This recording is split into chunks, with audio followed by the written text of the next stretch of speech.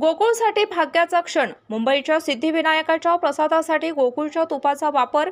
चालू आर्थिक वर्षात 250 मेट्रिक टन तुपाचा पुरवठा करणार चेअरमन अरुण डोंगळे.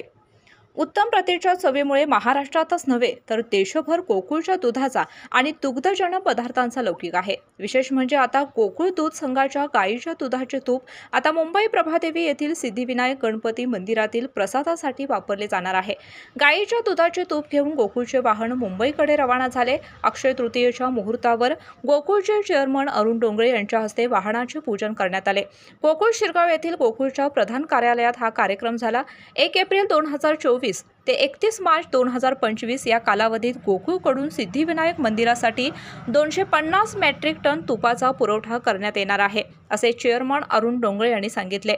सिद्धिविनायक मंदिर हे प्रसिद्ध मंदिर असून महाराष्ट्र तसेच महाराष्ट्राबाहेरील लाखो भाविक भेट देत असतात.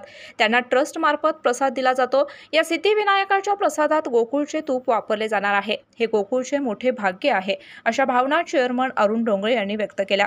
ते म्हणाले, गोकुळला जवळजवळ हिरक महोत्सवाचे जो 60 वर्षे पूर्ण झालेले आहेत आणि आम्ही बरीच वर्षे सिद्धिविनायकाची आपल्याला ऑर्डर मिळावी अशी, सिद्धिविनायकाची आपल्याला कृपा व्हावी ह्या आशेनं आम्ही ते प्रयत्न करत होतो, पण आम्हाला अद्याप यश मिळालं नाही आहे. पण योगायोगानं हिरक महोत्सव झालेले संचालक बोर्ड असेल, आमचे अधिकारी लोकांनी सातत्यानं पाठपुरावा केला आणि आम्हाला या संपूर्ण ऑर्डर आम्हाला त्यांनी 250 टनाची आम्हाला ऑर्डर त्यांनी दिली. कुठेही नावापेक्षा न कमी करता जे भरलेल्या टेंडरमध्ये दिली आणि त्यांना आमच्या क्वालिटी विश्वास असल्याकारण त्यांची लोकं आली होती आणि त्यांनाही त्यांची इच्छा होती, स्टाफची पण आणि ट्रस्टीची. आणि आम्हालाही फार हा सप्लाय करायची एक संधी सिद्धिविनायकाच्या चरणी जायची संधी मिळाली. त्यांचेही ट्रस्टी लोकांचे सुद्धा आम्ही आभार मानतो या निमित्तानं. आणि गोकुळचं नाव म्हणजे क्वालिटी, तर त्यात आम्ही कुठं कमी पडणार नाही हे आम्हाला पण ग्वाही आहे, सगळ्यांनाच ग्वाही आहे.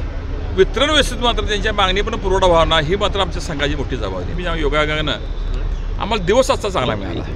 आम्ही ठरवून सुद्धा करणार नव्हतं. काल अचानक आमची मिटिंग होती 9 तारखेला आणि संध्याकाळी 6-7ला MD साहेब म्हणले उद्या केला तर कसं होईल. माझीच एक अडचण आहे, सगळ्यांना कळवा म्हणून 7ला सगळ्यांना कळवून आजचा कार्यक्रम केला.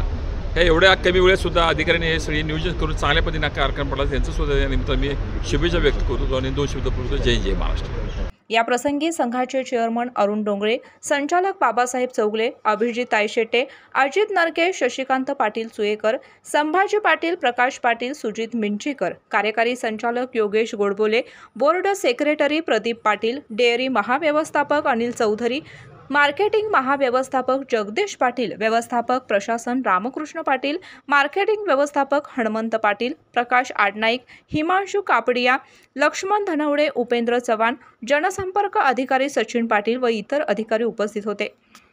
अशाच नवनवीन अपडेट पाहण्यासाठी आमच्या KK न्यूज चॅनेलला सबस्क्राईब करा.